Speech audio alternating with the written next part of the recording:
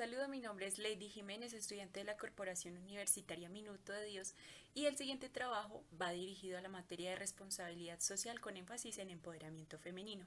Mi equipo de trabajo se conforma por Erika Ortiz, Elena Sosa, Jenny Meneses y Lina Velázquez. El día de hoy traemos 5 preguntas para 3 profesionales en diferentes áreas que hemos invitado a nuestra página en Facebook Mujer Honor. Una de nuestras invitadas es Ana Villa. Ana Villa es politóloga egresada de la Universidad Nacional de Colombia, es guía de turismo, traductora, miembro del colectivo 1984 como artista urbana. Una de las preguntas que le planteamos a Ana fueron las siguientes. ¿Considera usted que los eh, mecanismos y redes de apoyo a la mujer han tomado mayor fuerza en el siglo XX a comparación de finales del siglo XIX, donde la mujer cumplía un estatuto o reglas del patriarcado?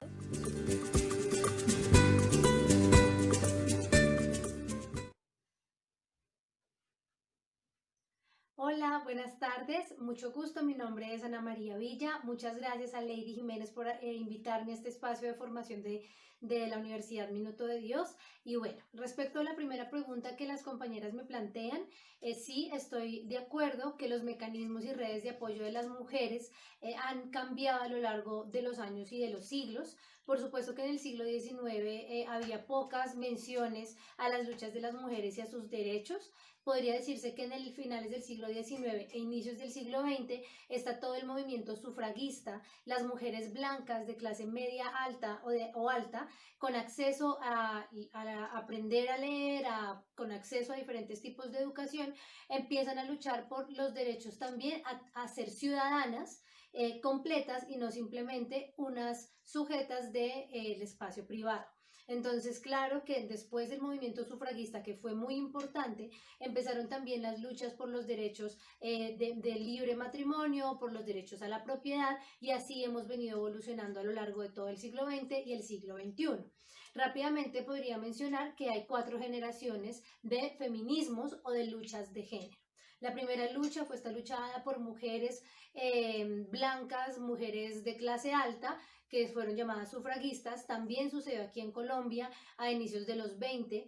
También había movimientos de mujeres obreras como los liderados por María Cano, donde también hablaban de derechos del trabajo, de derecho a la crianza, de derecho al descanso.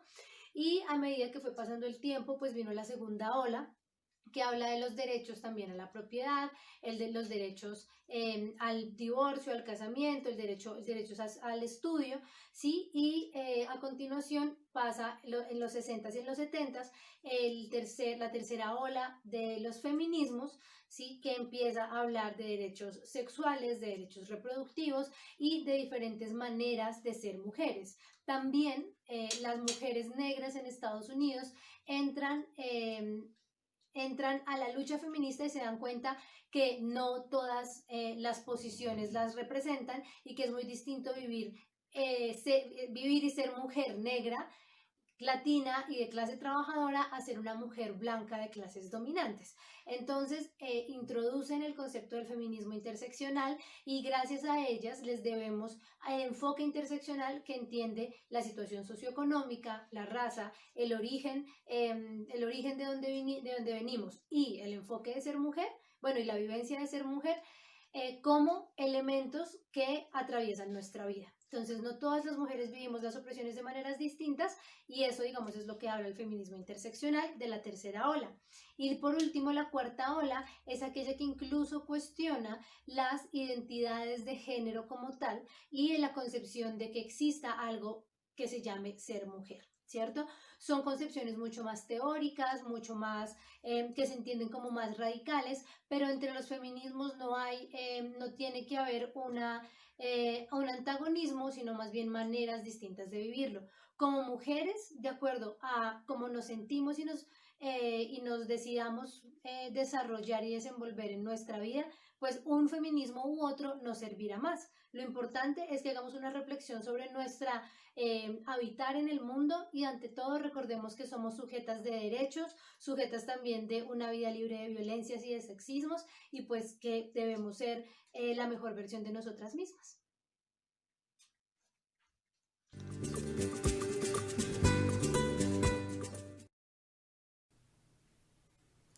La siguiente pregunta a Ana fue la siguiente. ¿Cree usted que faltan mecanismos de apoyo legales a la mujer junto con la equidad de género en la sociedad colombiana?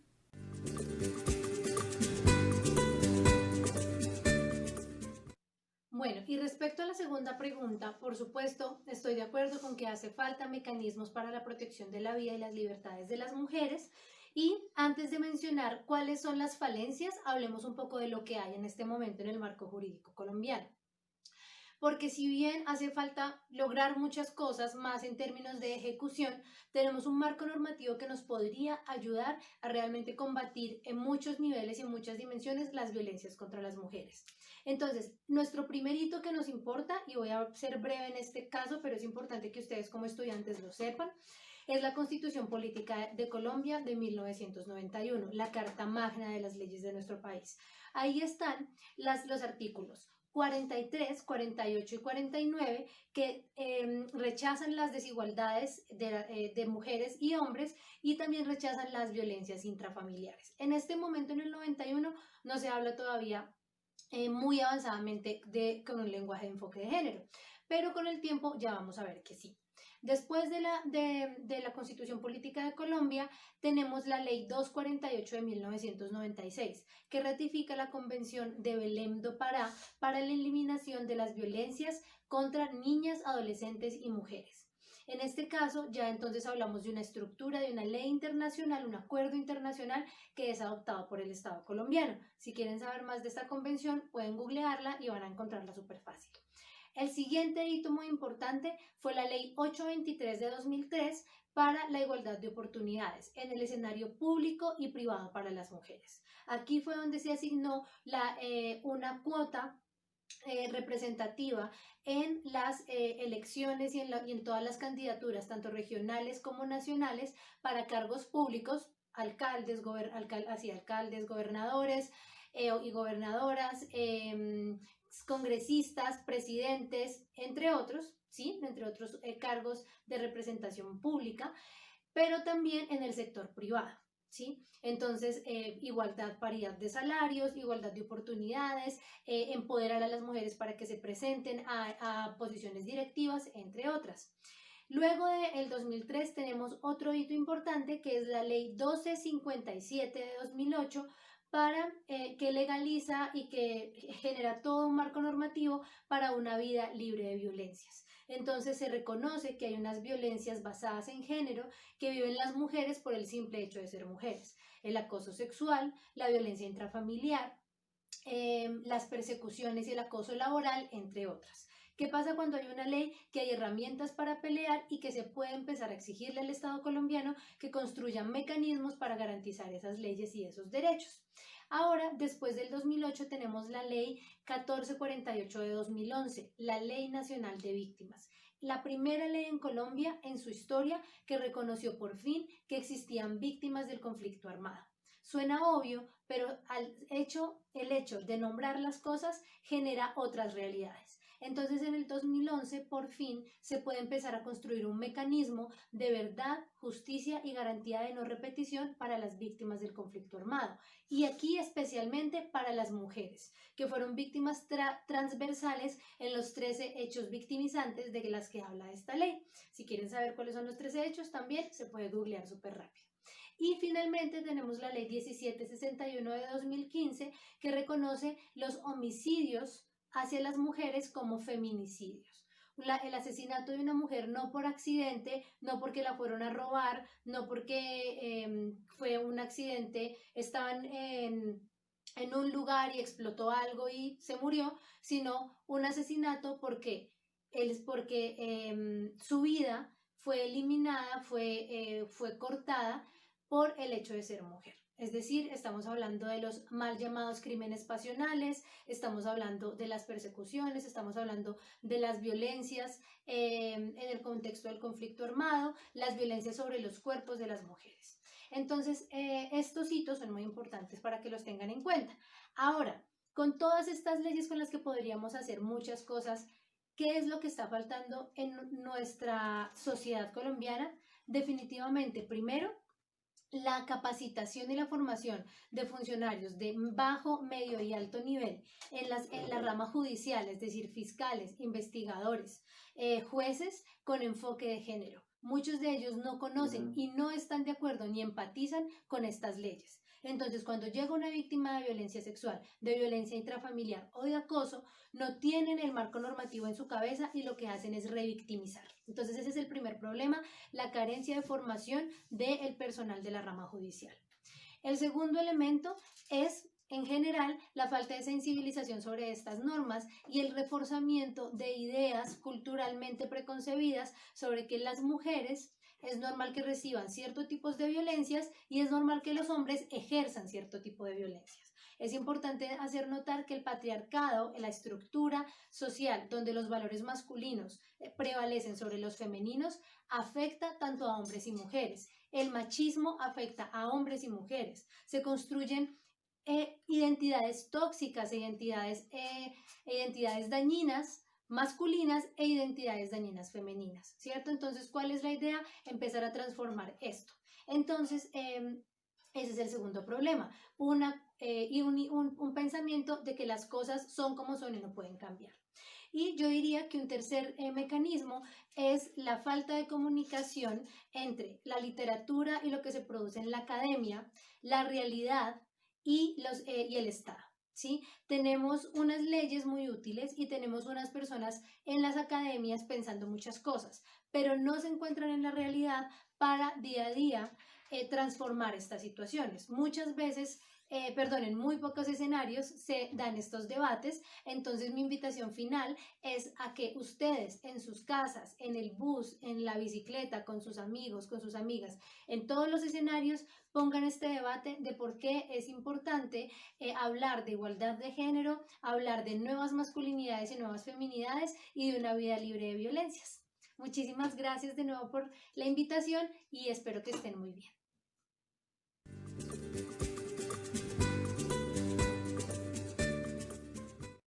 Buenas tardes, mi nombre es Lina Velázquez, soy estudiante de Administración de Empresas Turísticas y Hoteleras de la Corporación Universitaria Minuto de Dios.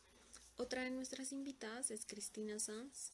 Ella trabaja en Marriott Internacional como directora regional de ventas en Marriott Frankfurt, Alemania. Anteriormente trabajó en Hotel W Bogotá, que también pertenece a la cadena Marriott, como gerente de Spa and Fit. Allí fue nominada como una de las mujeres que ha logrado influenciar a los empleados. Cristina es un ejemplo a seguir como mujer, por su perseverancia, esencia, por tener un pensamiento positivo, además de realizar su trabajo con los mayores estándares de excelencia, disfruta la vida al máximo y es muy dedicada a su rutina deportiva y espiritual.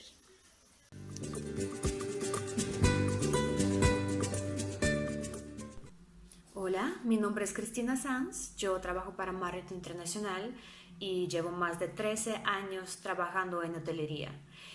Hoy tengo el gusto de contestar unas preguntas relacionadas con el tema del empoderamiento femenino desde el punto de vista de mi profesión.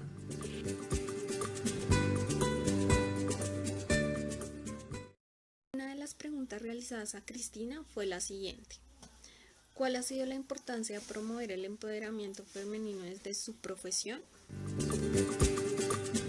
Bueno, la industria hotelera es predominantemente femenina. Más del 60% de la fuerza laboral son mujeres y con eso menos del 20% llegan a tener los cargos ejecutivos.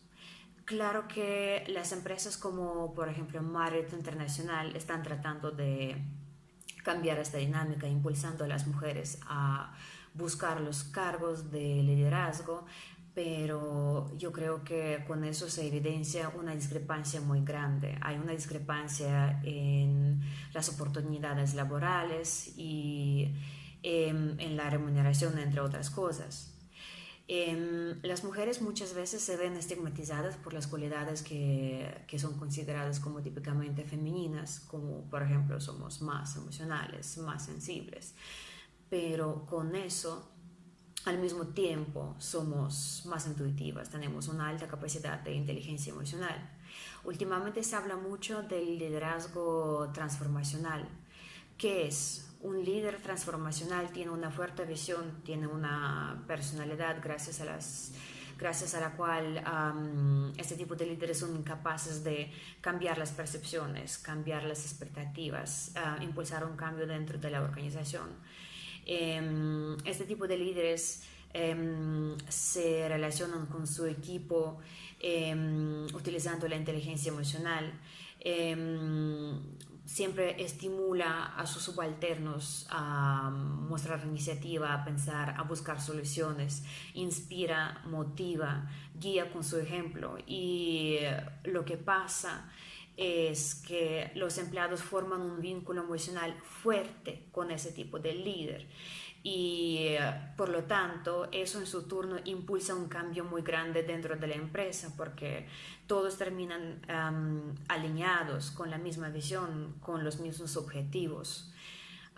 Por lo tanto, por mi parte siempre trato de hacer ver a las mujeres a sus cualidades femeninas como su ventaja competitiva, porque regresando a lo que dije al comienzo, si el 60% de la fuerza laboral en el sector hotelero son mujeres, entonces si tenemos más mujeres en cargos gerenciales, eso traerá un cambio a gran escala y con eso podríamos pasar de un ambiente laboral muy competitivo y a veces hasta tóxico a un entorno laboral muy enriquecedor.